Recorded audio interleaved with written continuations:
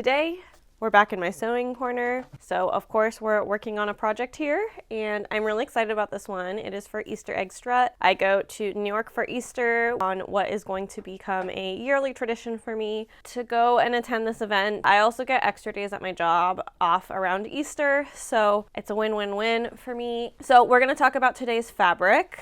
Spooky.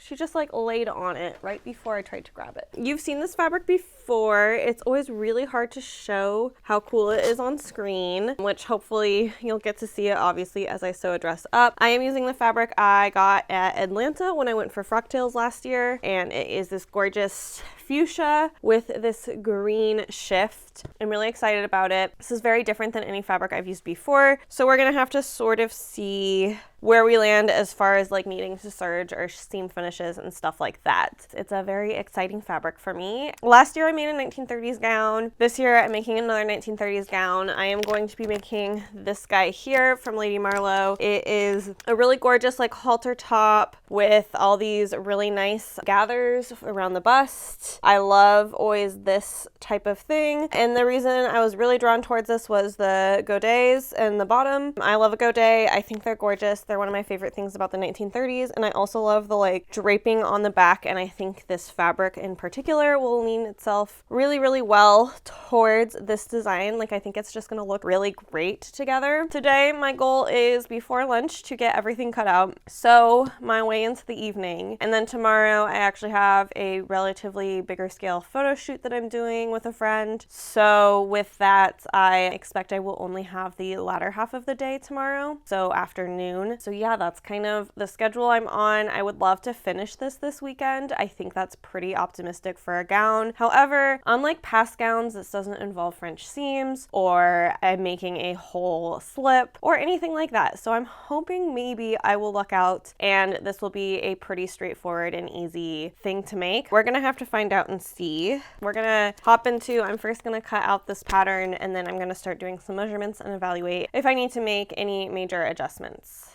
Like all Lady Marlowe patterns, I started by cutting out the paper with my paper scissors. Spooky came along to join for the ride and she was very distracting. She was in a very fun mood, and this is the type of pattern that I don't mind kind of playing with her in it because it is so much more sturdy.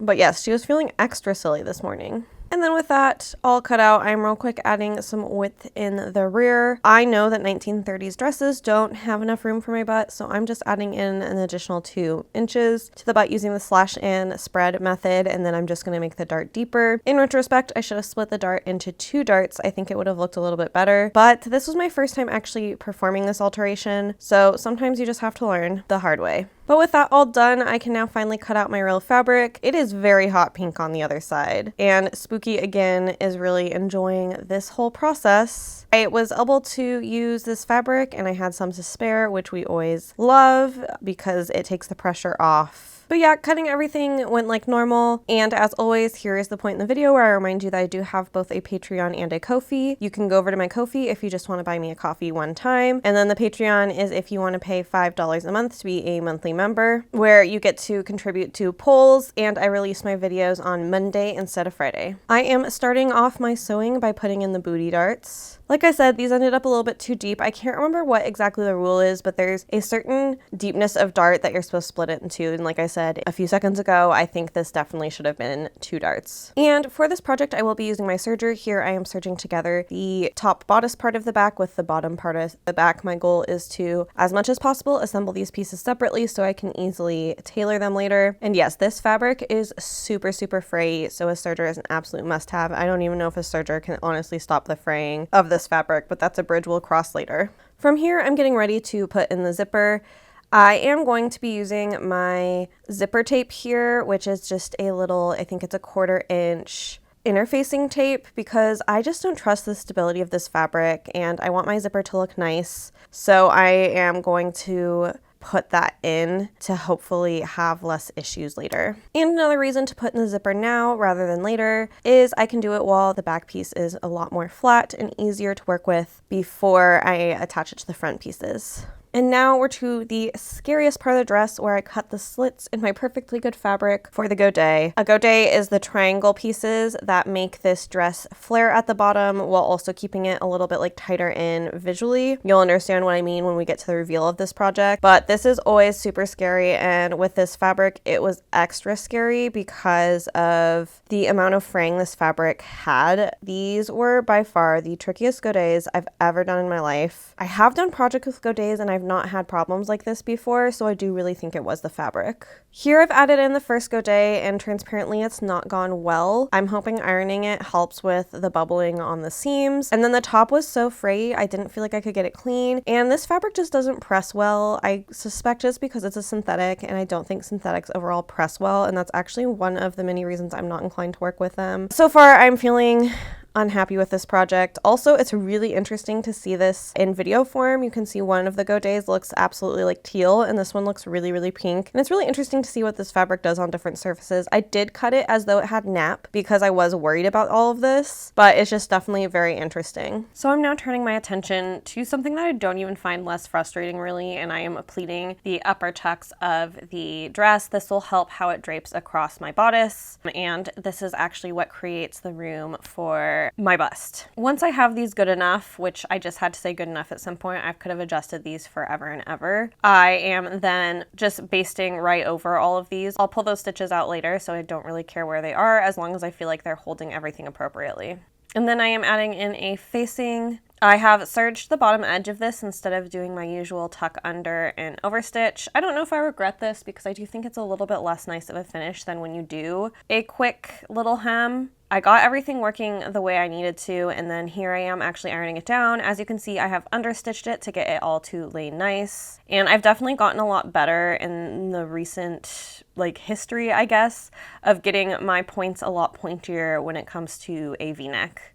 And now I'm going to run my basting stitches here for the bust where it connects into the skirt part of the dress. Again, this is going to help accommodate the fullness of a bust. And then here I am actually pinning that down. I'm feeling a little bit nervous about this because the overall fit of the dress ultimately comes down to how well you do these gathers, how even they are. 1930s, if you are doing a gather for an evening gown, there's almost no forgiveness, which is very challenging. And then because I want to be able to alter this pretty easily, I am just coming in here and I am serging the edges of both side seams. Also, I just need this material to stop fraying on me. This is by far the worst material I've ever worked with, and you all know I work with silk charmeuse, not regularly, but often enough. But this was truly awful. I don't know that I will do a special occasion synthetic again. I will also note in retrospect, I wish I had upped the seam allowance. So these are a 3/8 seam allowance, which is more common in the 1930s.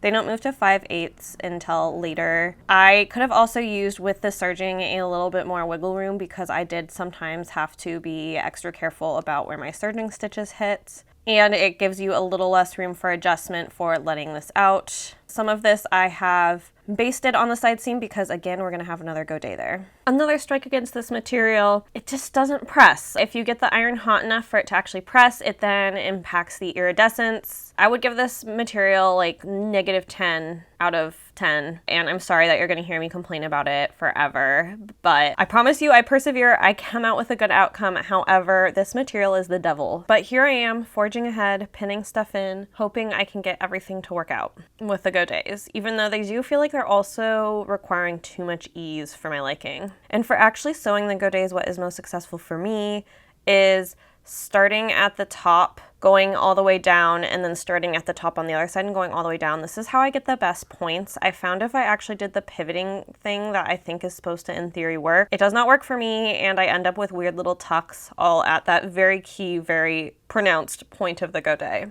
And then because this fabric is the fraying stuff of nightmares, I am again running that godet through my serger, doing it the exact same way I ran it through my sewing machine. But it shouldn't be this bad, y'all.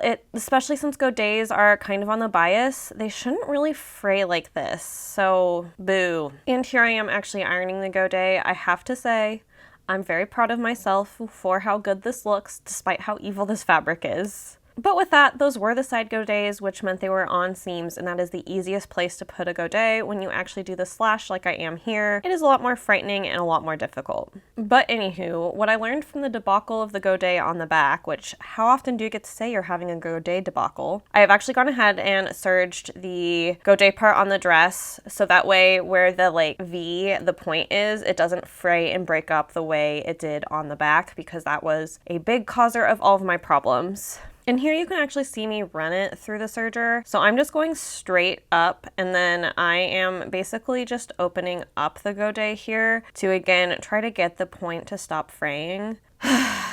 But seriously, guys, don't ever buy a fabric like this. It looks so cool, but it will give you gray hair. My supervisor is watching closely as I put in this godet, and then I am unpicking it again with her supervision. Y'all, this fabric, I'm trying to not complain too much this video, which I'm sure I'm failing at, but this is not it. So yeah, I'm just gonna go back and forth sewing and unpicking and sewing and unpicking until hell freezes over. I'm still not happy with the godets, but I decided to give myself some space from them and work on a different part of the project. So here I am, I'm putting in the interfacing. This is the kind of like strap halter part of the dress. It's going to go all the way around my back, up my like shoulder, across the neck, and then back down the other side. And here I'm pressing in the line. So what you can see that I did is I just real quick sewed the line of what is the halter part. The rest of the raw edges will attach to the dress that you can see here, but it's important obviously that the halter is finished. So yeah, I have that line of stitching. I'm just pressing everything. I will say with interfacing, this fabric presses much better. And of course that's because the interfacing is pressing, but that is why I ended up using honestly a heavier interfacing for this part than I normally would have. It's because I knew this needed to hold a really good press, and I didn't trust this fabric to hold a press that's going to make this dress look clean at all without it. And here I am pinning that actual fabric all the way around. Again, it starts up at the top of the pleats where it goes into the halter, and then it'll go down to the back towards the zipper. It's actually quite nice that this piece of fabric had already been designed to taper into where I put the zipper in the back, because the zipper was initially supposed to be on the side, so it made it so there was almost kind of like a nice taper into the zipper that made the zipper detail look a little better. Next up is like the back drapey part of the halter, not the scarf, but the part that hooks the halter to keep the back up. Terrible description, but it's essentially additional straps. Here I actually read the instructions wrong, so I'd only cut one piece, so I went and I real quick cut a second piece so I could sandwich them together and flip them out, kind of like a really thick spaghetti strap.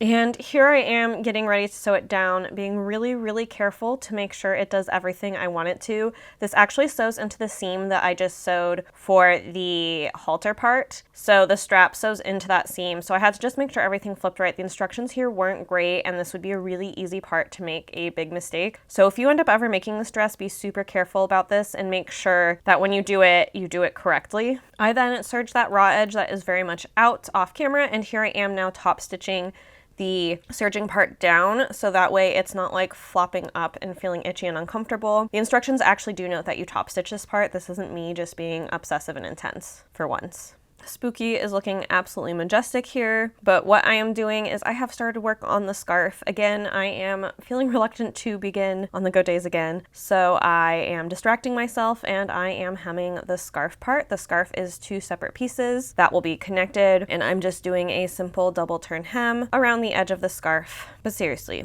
look at how beautiful my cat is, and sleepy. As part of that double turn hem, I, like usual, did my turn, and now I'm cutting that extra material with these scissors. I really need a new pair of these. These ones really hurt my hands, and I think are adding to my hand pain right now because I've been using them so much. But once I'm done, I'm pinning these actually weirdly right side to wrong side because of the way this will drape through the halter. Super weird, didn't love it, but was just trying to follow the instructions and do everything correctly. And to continue to procrastinate my godets, I am going to hand sew this label in, and then I'm going to let this dress sit for a bit because I am not happy right now. But I do appreciate I have this sweet little cat that is trying to make me feel better. I think she can sense my frustration.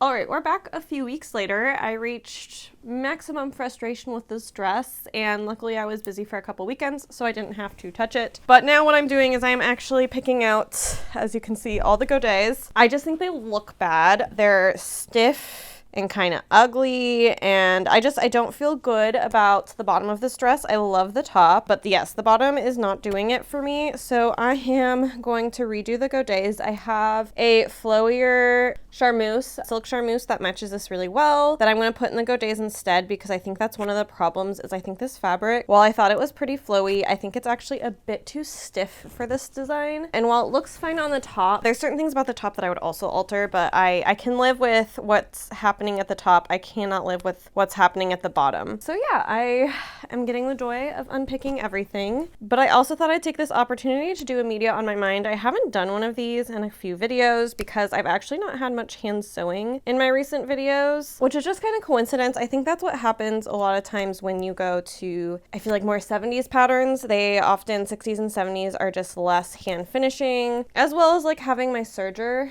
However, I think most of it is just due to the era of patterns I've been doing. So yeah, I wanted to catch you up on everything I've been reading, watching, etc. It's actually been kind of a slow point for books because there was a while that I just didn't have the mental capacity to read, but I'm back on it. And I've been reading the Ravenous Fate series. It's a duology about vampires. There are black vampires in Harlem that are sapphic. It is a bit gory. If you can't do gory, I wouldn't recommend it. However, I don't think it's like crazily gory, so yeah, but there is definitely like triggering stuff in it, so again, read the triggers, but I've been enjoying it. I really like the characters, I really like the arcs and the dynamics. Oh, and it takes place, I believe, in the 1920s, so it's also vaguely historical related as well. But yeah, I've been really enjoying it. I've been very slowly reading through it because of just not, like I said, always having the mental capacity to read right now. That is one of the things I've been kind of up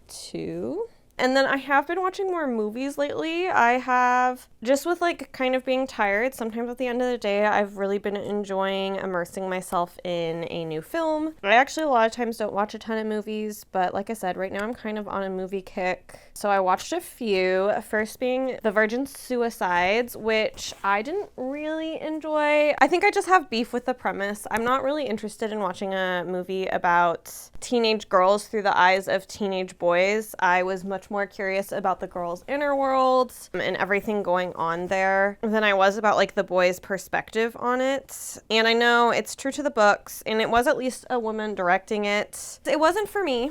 I won't be rewatching it. Also, the 70s clothing in the film bothered me because something just for me was off about the costuming. I don't quite know how to put into words, but the costuming didn't work for me. But mostly the perspective of a movie being from the men's point of view just is not interesting to me. I don't consume much media from men's point of view because anything I consume for work is mostly from a men's point of view. But I do understand, like, watching it, why the film was like really key for influencing, I want to say, like the modern movie, kind of more artsy movie scene. Like, I definitely can see how a lot of things I've watched reference it. And speaking of things that reference it, I didn't mean to. In the same weekend, I watched Marie Antoinette, which I didn't realize was by the exact same director, which is just kind of funny in retrospect because yes, I had no idea that they are by the same person, and I was like, wow, this is filmed in a very similar style to the one I just watched. And then lo and behold, I saw the director name come up on the screen and I was like, oh, well, that explains a lot. And I much more enjoyed Marie Antoinette as a film. The vibes were just nice. The costuming was just spectacular. I enjoyed the liberties they took with the costuming. I really enjoyed the film as a whole. Both of these films I would describe as more of a vibe than, say, a plot.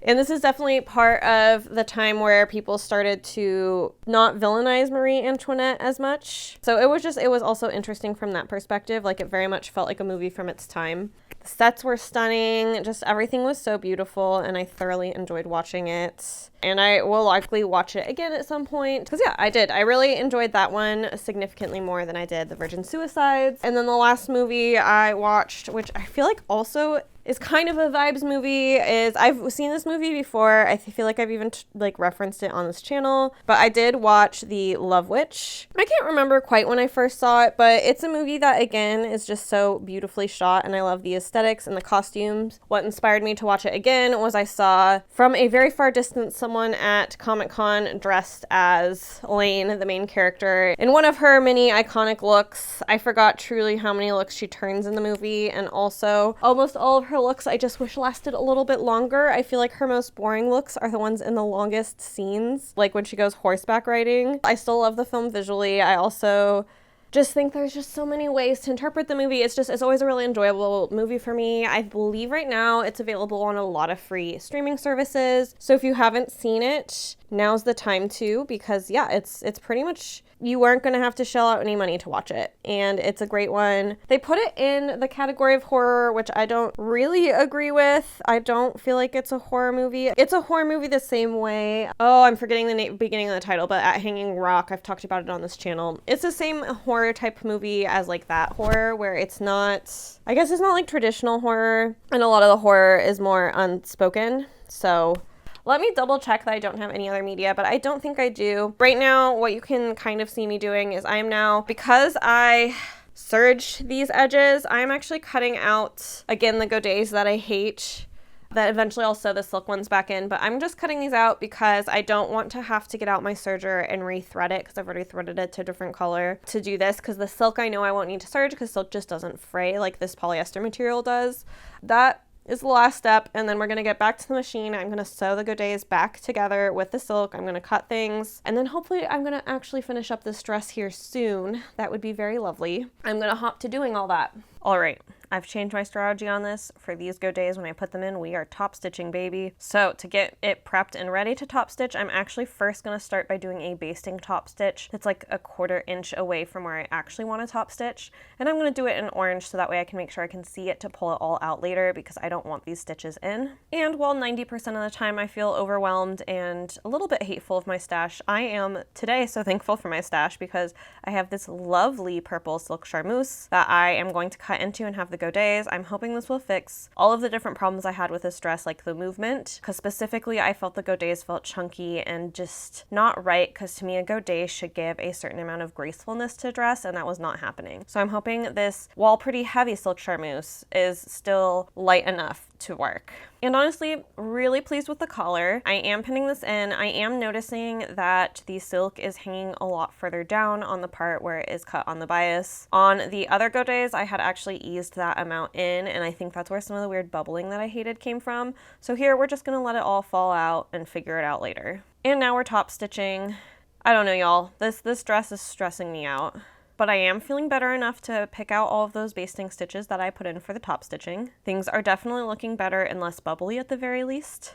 And in some points, I don't super love what's happening, so I am unpicking some of the actual top stitching. Also, there's like some weird fraying that I have to cut down. This is just quite the process. So I am just trying to move along, and I'm trying to not get discouraged. And I'm gonna let this dress sit for like another week and hope when I return to it, I'm gonna feel a little bit better. Okay, it's another week. My parents were in town. My mom helped me level out the hem of this dress using, I have one of those old hem leveling tools. So I am just following the line that she pinned, and then I marked to even out the hem of this dress. I will say some of these points I was cutting off like 2 inches of hem. Some I was cutting off no hem, so it definitely needed a lot of evening. And this was the evening that I did after even my friends had helped me cut the first initial evening out by getting rid of all of the longer silk pieces that were hanging down, because again, those were the biasy ones. So yeah, we're looking better. I'm feeling more optimistic. I like the way this dress moves so much more, and we're getting somewhere now. We're cooking. And like the rest of the finishes for this dress, I'm going to double turn hem it. I want this hem to have a little bit more structure to it, and I find that a double turned hem just like helps kind of keep some weight and flow in the bottom of the dress that if I did kind of my longer by hand hem, it wouldn't accomplish that. And my very last step, which I actually did in a short to tell you more about it, was making the headpiece, because it is no good Easter egg strut outfit without a fun little hat. So I made a floral fascinator, but now we are all ready for the reveal.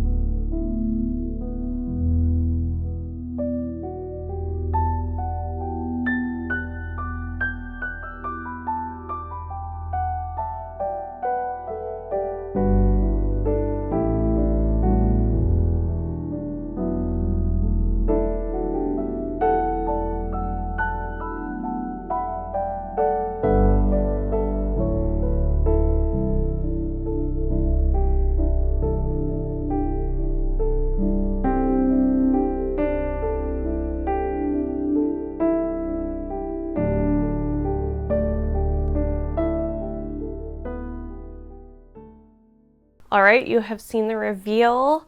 I hope you extra enjoyed this one because I'm not gonna lie, I was 3 feet from one of the largest dead rats I've ever seen in my life. Filming things is always an adventure in the city, but the photos did turn out lovely as well as the videos, so I can't complain too much. But I can say when I saw it, it made me jump because I didn't notice it was there, and for a second I thought it was the bag that I brought with me.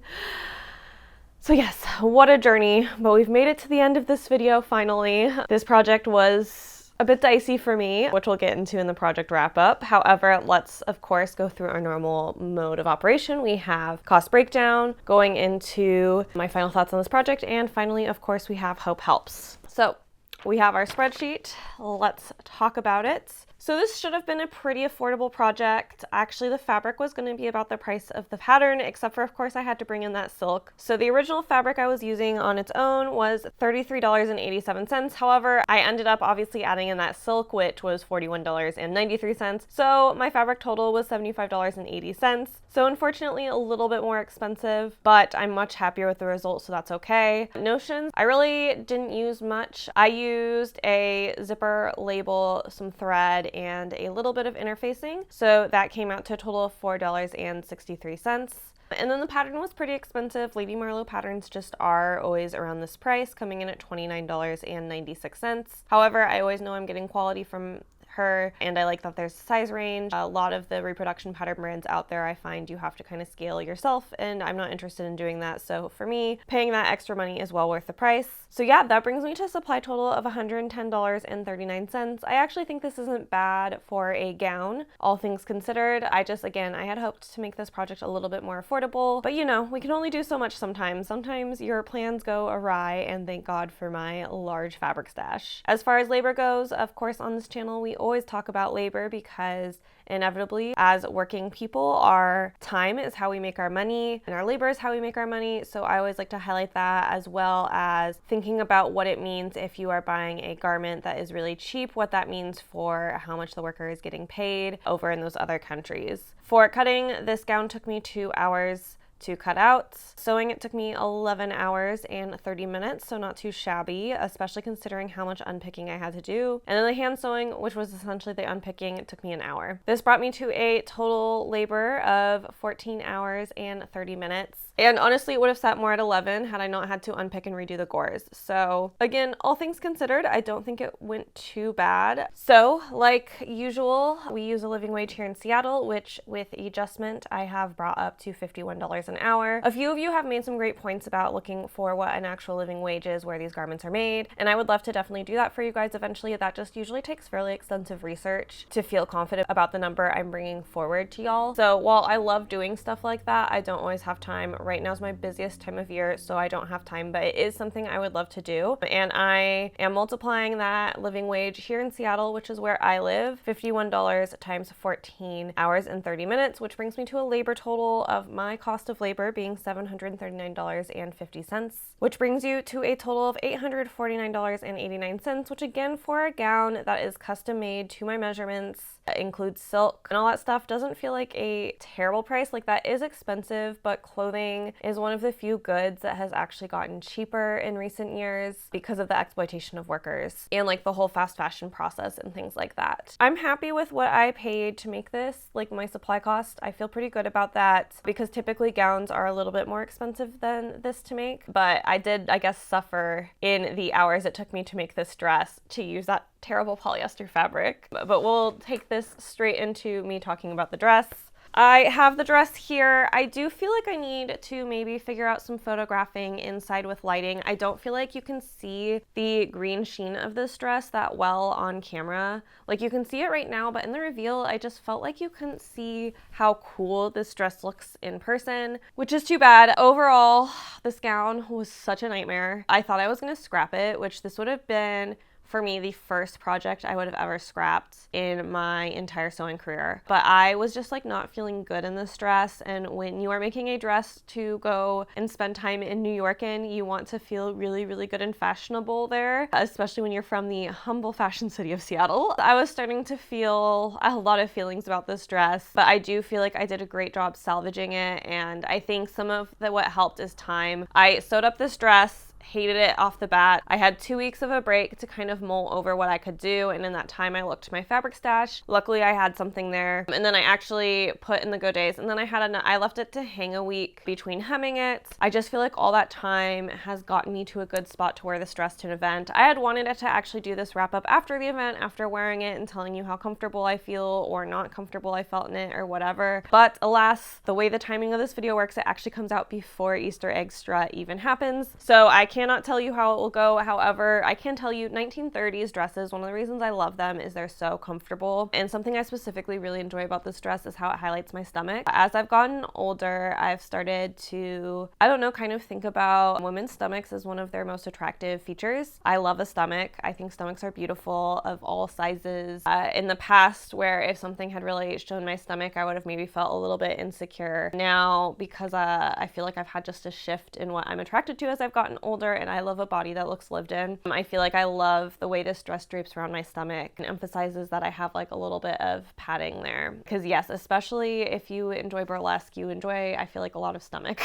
Yeah, this dress does actually make me feel good. I absolutely adore the back. I will say, I love the back so much, I can't really imagine myself using the scarf part of it much. I'm not going to bring that with me to New York for sure. I feel very happy. This was a trial and a tribulation, but I feel very happy with where I landed, and I'm never going to buy a polyester fabric like this again. I mean, I know like never say never, but I just feel like natural woven fibers don't do this. Taffeta would have been wrong, but like I could have gotten like an interesting sheen silk charmeuse for this. This fabric I think is the hardest fabric I've ever worked with because it was so unreasonable in so many different ways. I hate this fabric, but it did make a pretty cool dress, so that's great.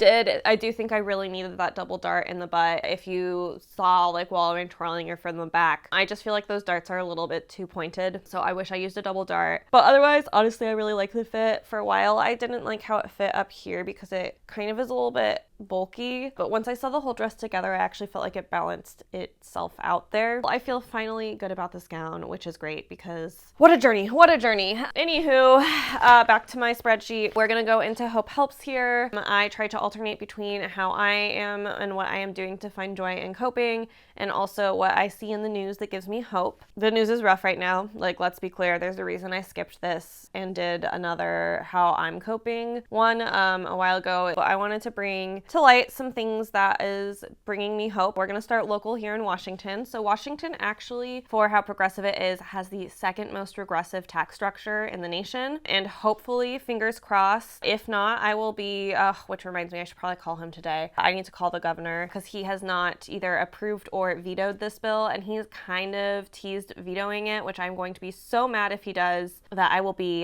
campaigning hard for whoever goes up against him in a primary again. The Washington state legislature has passed the millionaire's tax. This is an income tax for anybody who makes over $1 million a year. In Washington, currently in Washington, the reason we have such a regressive tax code is we don't actually have an income tax here, and instead we leverage sales tax particularly as well as property tax, which means that the wealthy are often not paying their fair share here, and so a millionaire's tax would be a step forward in being a little less regressive. The fact that the only state more aggressive than us is Florida is really, really embarrassing, living in such a progressive and amazing state, and especially a state with so many millionaires in it. And it's been proven that millionaires don't leave when you levy taxes on them. I mean, we see what Mondami is doing in New York, but also there's been East Coast states that have passed millionaires tax and they haven't actually seen a flight of wealthy people yet. So I do think a millionaire's tax would be a great step forward here, and yes, I will be calling my governor later today to ask him to pass it. So hopefully, this video doesn't come out and right before that we find out it didn't pass, because then I will be sad and not as hopeful. However, I do think it is a big deal that this made it through all of the state legislature, because that was actually a big thing in and of itself. This has been a bill that's been in process for a very long time here. Even if for some reason it doesn't pass the governor, we're definitely making some strides forward that I think will hopefully end in something fruitful eventually. Actually, we're going to talk about Florida now. I don't know if you all saw, but the district that Mar-a-Lago is in actually had a state house seat flip.